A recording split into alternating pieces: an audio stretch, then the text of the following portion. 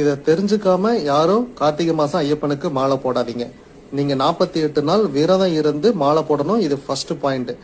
இப்படி விந்து கட்டி இதுக்கு பேரு பிரம்மச்சரிய விரதம். ஏன்னா ஐயப்ப மலையில ஐயப்பனுமே பிரம்மச்சரிய விரதம் தான் இருக்கிறாரு.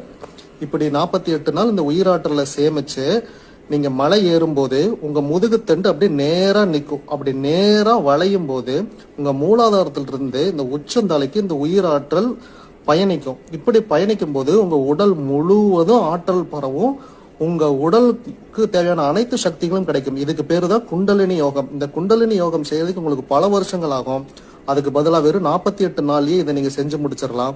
இதை வருஷம் வருஷம் செய்யும் போது உங்கள் உடல் அழியாத நிலைக்கு போகும். அதுக்கு பேரு தான் காய கல்பம். காயம் என்றால் உடல், கல்பம் என்றால் அழியாத நிலை. காய கல்பம் என்றால் உடல் அழியாத நிலைக்கு கொண்டு செல்வது. இதை நீங்க இந்த மலை ஏறும் போதும் இந்த 48 மணி நாளும் நீங்க விரதம் இருக்கும் போது மட்டும்தான் கிடைக்கும். தயவு செஞ்சு இந்த ஒரு நாள் மாலை போட்டு ஒரே நாள்ல நீங்க மலைக்கு போயிட்டு வராதீங்க. இந்த 3 நாள் போடுறது இல்ல அப்படிலாம் நம்ம பழக்க வழக்கத்தை மாத்தக்கூடாது. நமக்கு விதிகள் 48 நாள் போடணும்னா 48 நாள் கம்பல்சரி போடாகணும். இன்னைக்கு என்னோட சுய